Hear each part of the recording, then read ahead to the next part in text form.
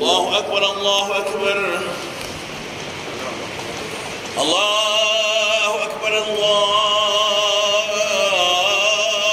أكبر. أشهد أن لا إله إلا الله.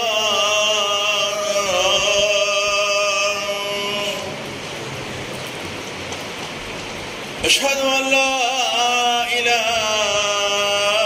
إلا الله.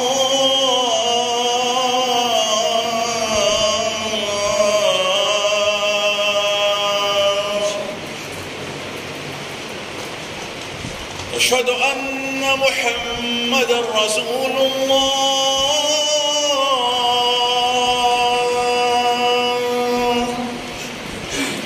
أشهد أن محمدا رسول الله.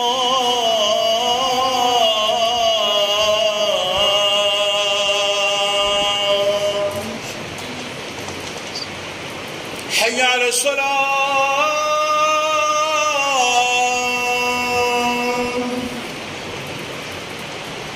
حي على الصلاة.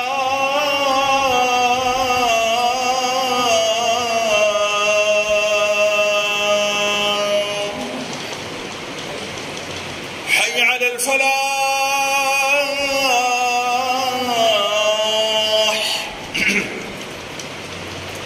حي على الفلاح.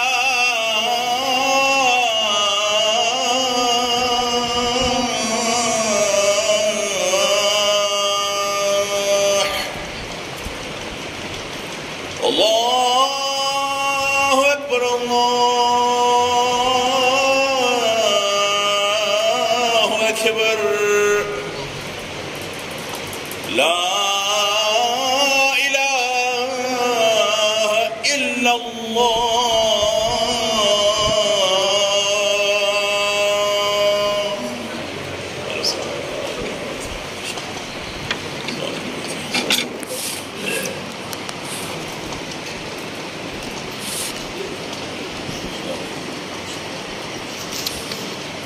إن الحمد لله نحمده ونستعينه ونستغفره ونعوذ بالله من شرور أنفسنا ومن سيئات أعمالنا. من يهده الله فلا مضل له ومن يضلل فلا هادي له. وأشهد أن لا إله إلا الله وحده لا شريك له وأشهد أن محمدا عبده ورسوله. يا أيها الذين آمنوا اتقوا الله حق تقاته ولا تموتن إلا وأنتم مسلمون. يا أيها الناس اتقوا ربكم الذي خلقكم من نفس واحدة وخلق منها زوجها وبث منهما رجالا كثيرا ونساء واتقوا الله الذي تساءلون به والأرحام إن الله كان عليكم رقيبا. يا أيها الذين آمنوا اتقوا الله وقولوا قولا سديدا يصلح لكم أعمالكم ويغفر لكم ذنوبكم ومن يطع الله ورسوله فقد فاز فوزا عظيما. أما بعد فإن خير الحديث كتاب الله وخير الهدي هدي محمد صلى الله عليه وسلم وشر الأمور محدثاتها وكل محدثة بدعة وكل بدعة ضلالة وكل ضلالة في النار. أعوذ بالله من الشيطان الرجيم. بسم الله الرحمن الرحيم.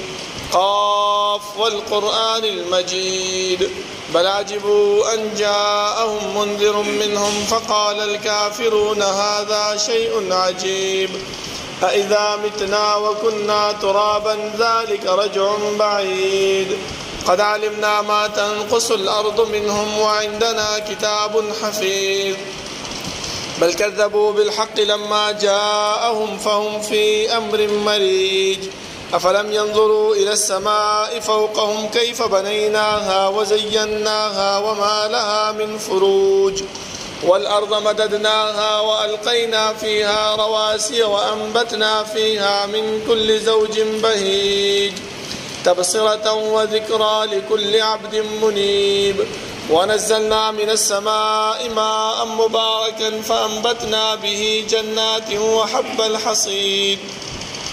والنخل باسقات لها طلع نضيد رزقا للعباد وأحيينا به بلدة ميتا كذلك الخروج كذبت قبلهم قوم نوح وأصحاب الرس وثمود وعاد وفرعون وإخوان لوط وأصحاب الأيكة وقوم تبع كل كذب الرسل فحق وعيد أفعينا بالخلق الأول بل هم في لبس من خلق جديد. اللهم صل على محمد وعلى آل محمد كما صليت على إبراهيم وعلى آل إبراهيم إنك حميد مجيد. اللهم بارك على محمد وعلى آل محمد كما باركت على إبراهيم وعلى آل إبراهيم إنك حميد مجيد. بسم الله الرحمن الرحيم.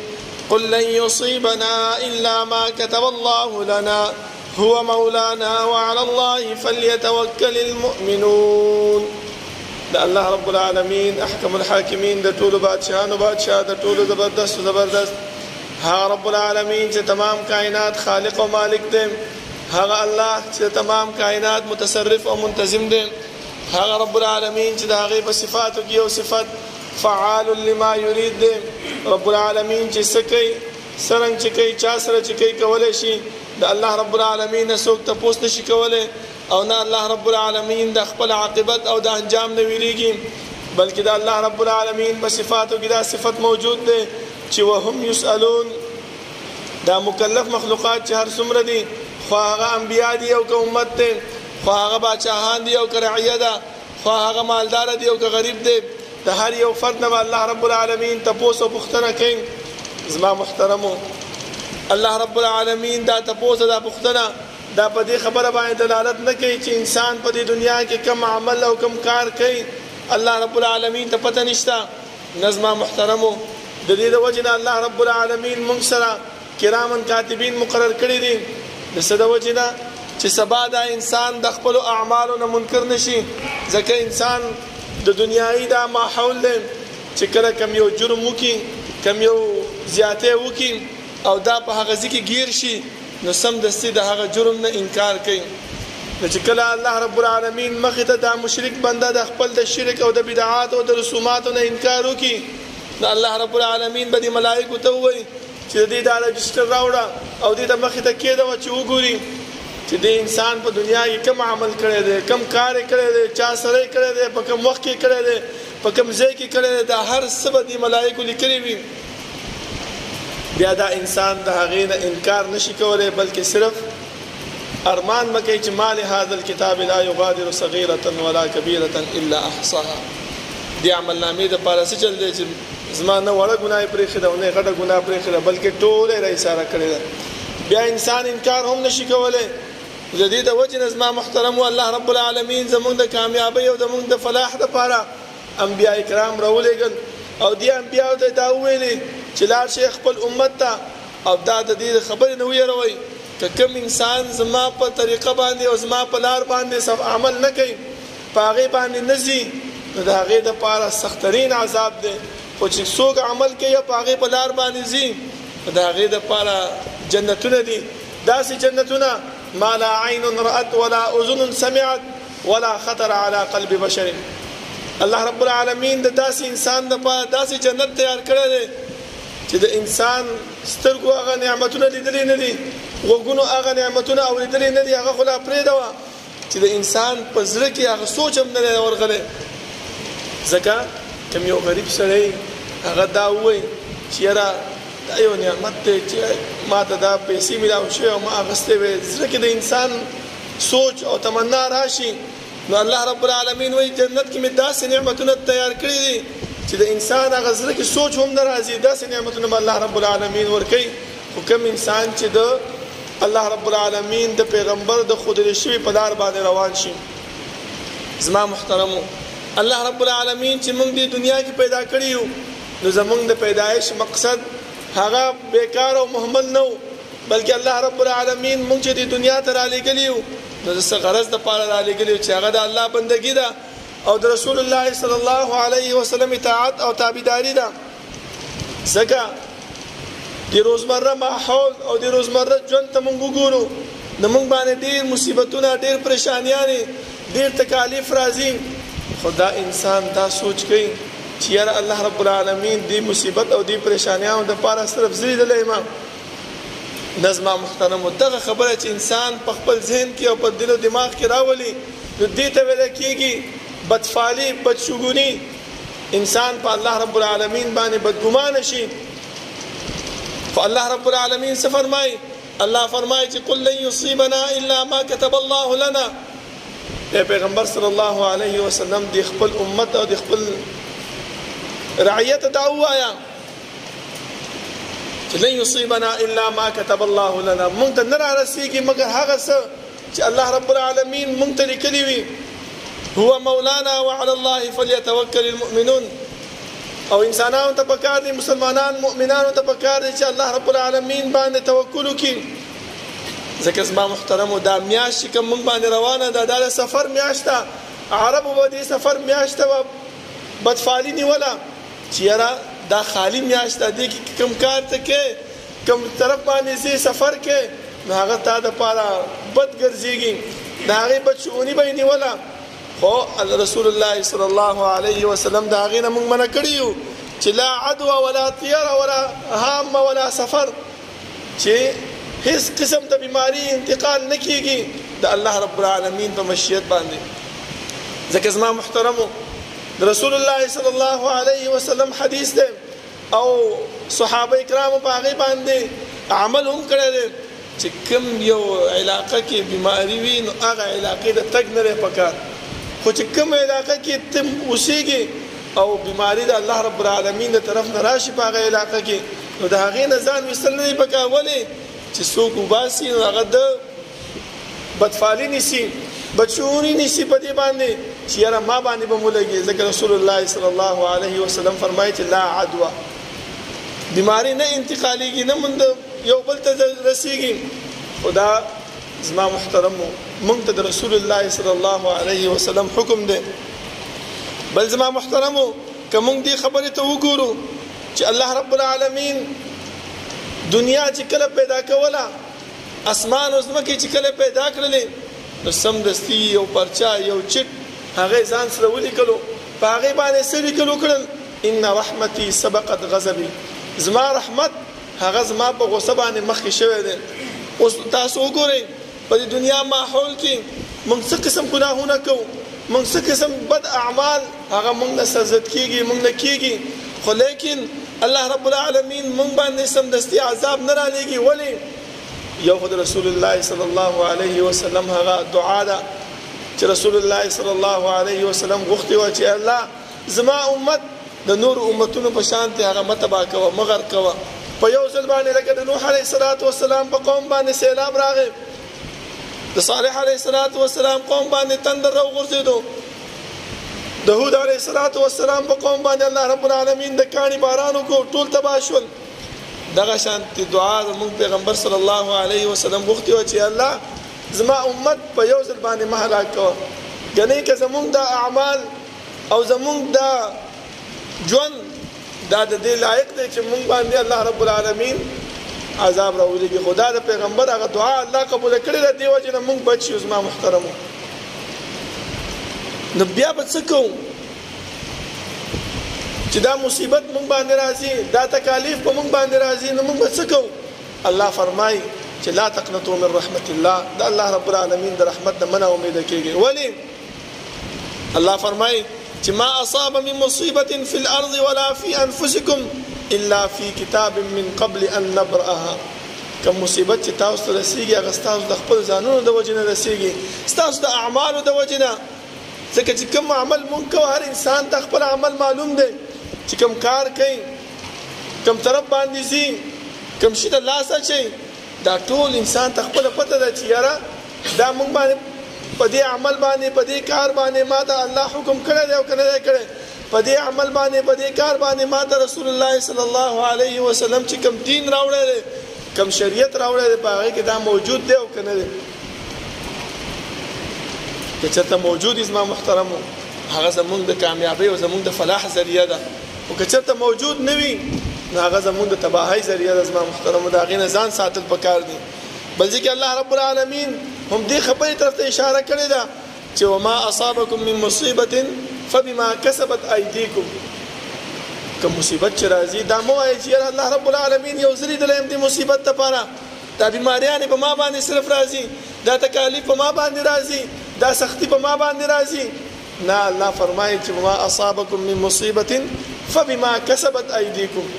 دا مصیبت چې په تا باندې راځي دا تکلیف په تا باندې چې راځي دا نه د سفر د میاشتې د وجې نه راځي نه د دې د بچونې د وجې نه راځي نه چې کوم دی نو انسان څه خیال کوي هغې د وجې نه راځي دا ټول چې کوم مصیبت راځي تکلیف راځي سختی راځي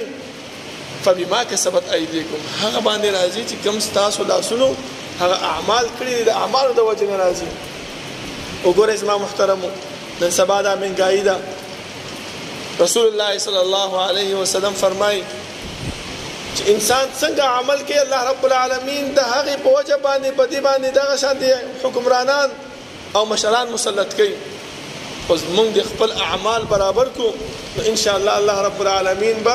موږ باندې به حکمرانان هم صحیح راولي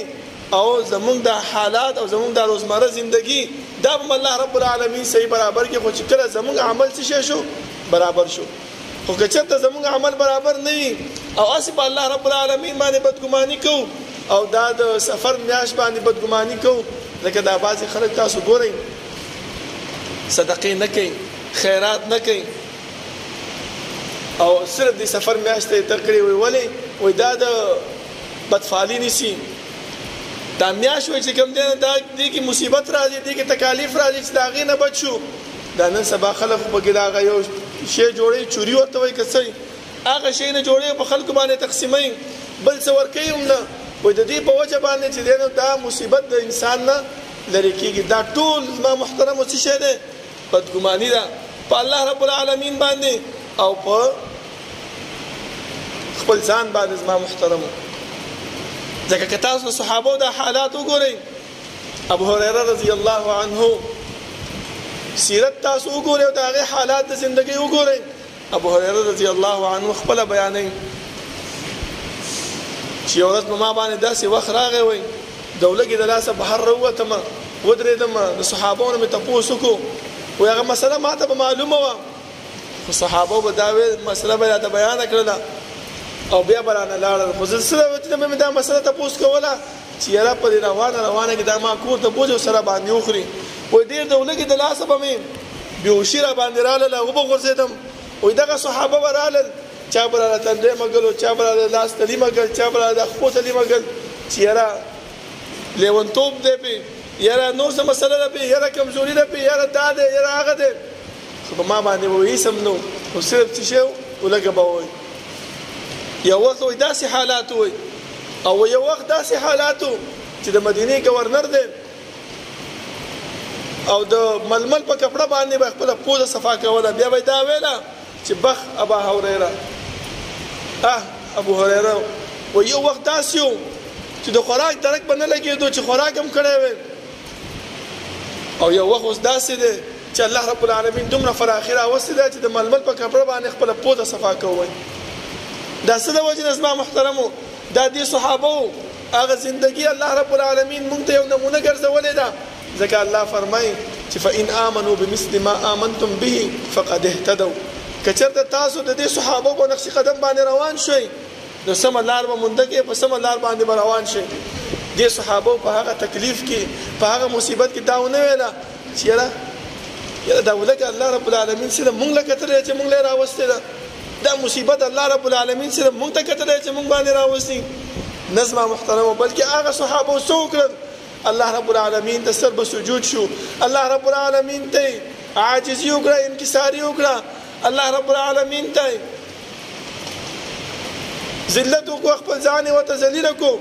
چې الله دا مصیبت هم تا راوستی دی او ته به یې رانه ختمیم ځکه حدیث کې راځي رسول الله صلی الله علیه وسلم فرمایي چې یو انسان جمعات ته راشي او د الله رب العالمین ته سر به سجود شي د الله نه وغواړي و الله رب العالمین ملائکه باندې فخر کوي چې وګوره زما بنده مال راغلی دی ما نه دعا غواړي ما ته سر په سجود دی او د ده په ذهن کې وایي دغه خبره موجود ده چې یاره د رب العالمین نه ما سوا زما دا دعا بل څوک نشي قبلولی دې د وجې نه زما خواله راغلی دی ګینې تلی به بابا صاحب له تلی به قبر له تلی به کوم تعویزګر له تلی به کوم دمګر له خو دا چې وایي مال راغلی دی و د دې دا ایمان دی د دې دا عقیده ده د دې دا خیال دی چې د الله رب العالمین نه ما سوا بل اله بل خالق نشته دی چې زما دا مشکل لري کې زما دا بیماری لري کې ما باندې ښه حالت راولي اوس مونږ ته پکار دی چې مونږ څه وکړو که چېرته مونږ داسې کار کوو چې په الله رب العالمین باندې بدګماني کوو او الله رب العالمین باندې دا خبره ذهن ته راولو چې یاره دا مصیبت الله رب العالمین ما لپاره مختص کړی دی نو الله رب العالمین د دې نه مبرا دی زما محترمو دا څه د وجې نه الا فی انفسهم هغه اعمالو د وجې نه چې کوم عمل مونږ په خپل لاسونو باندې کوو دا مصیبت د هغې د وجې نه مونږ باندې راځي زما محترمو د دې د وجې نه الله رب العالمین بل ځای کې فرمایي من عمل صالحا فلنفسه ومن اساء فعليها کوم انسان چې کوم عمل نیک کوي د خپل د ځان لپاره به کوي د جهنم د اور نه به بچ شي د قبر د عذاب او د قبر د سختۍ نه به دا انسان بچ شي ومن اساء فعليها او کوم انسان چې بدي کوي نو دا د هغې وبال هم په دې انسان باندې خو بیا هم یو خبره یاد وساتئ چې نن سبا مونږ څه وایو زه خیر دا ګناه به وکړو الله رب العالمین غفور الرحیم دی ټیک ده الله غفور الرحیم دی خو الله رب العالمین یو بله کلمه هم ورسره ویلې چې نبئ عبادي انی انا الغفور الرحیم وان عذابي هو العذاب الالیم ای بنده د دې خبره باندې خو ځان پوهېږه چې الله رب العالمین بخونکی مهربانه دی ټیک ده خو دا خبره هم یاد وساته چې وان عذابي هو العذاب الالیم دا زما عذاب دا ډېر دردناک عذاب دی بل رسول الله صلی الله علیه وسلم موږ ته د الله رب العالمین هغه مهرباني او د هغې هغه شفقت او د هغې هغه مهرباني موږ ته رحمت موږ ته بیان کړی دی چې کله انسان نیک عمل کوي نو الله رب العالمین ملائکو ته فرمایي چې دې له وچنده لس چنده ورکوله د دې اجر او د دې ثواب او چې کله انسان بدي کوي بد عمل کوي نو الله رب العالمین وایي بد د دې مقدار سزا دې له ورکړه لکه یو مثال زه تاسو ته بیان کوم چې یو انسان دی د یو مسلمان جنازې ته لاړو جنازه یې وکړله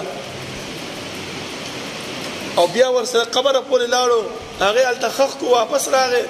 نو رسول الله صلی الله علیه وسلم فرمایي چې دې انسان ته 2 قیراط اجر ملاویږي صحابو ته پوښتنه وکړه چې ما القیراط یا رسول الله دا قیراط څه دی د الله رسوله صلی الله علیه وسلم هغه فرمایل چې مثل جبلین العظیمین دا د احد د غرونو عمر الله رب العالمین اجر او ثواب ورکړي یو قیراط چې صرف جنازه وکړي او 2 قیراط چې کله ور جنازې سره د قبر پورې لاړ شي دا مړی خښ کړي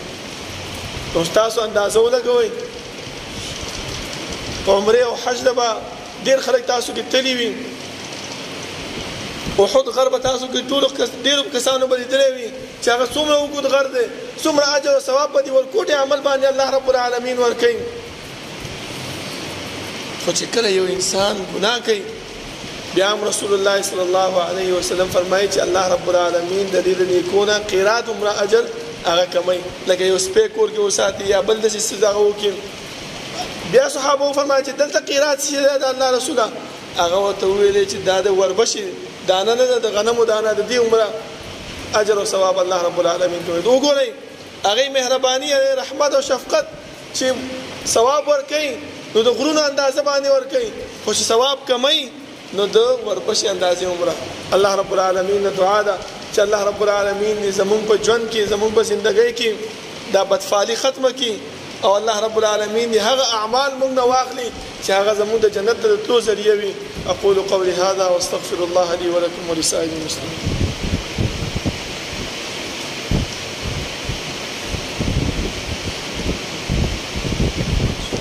إن الحمد لله نحمده ونستعينه ونستغفره ونعوذ بالله من شرور أنفسنا ومن سيئات أعمالنا من يهده الله فلا مضل له ومن يضلل فلا هادي له وأشهد أن لا إله إلا الله وحده لا شريك له وأشهد أن محمدا عبده ورسوله يا أيها الذين آمنوا اتقوا الله حق تقاته ولا تموتن إلا وأنتم مسلمون يا أيها الناس اتقوا ربكم الذي خلقكم من نفس واحدة وخلق منها زوجها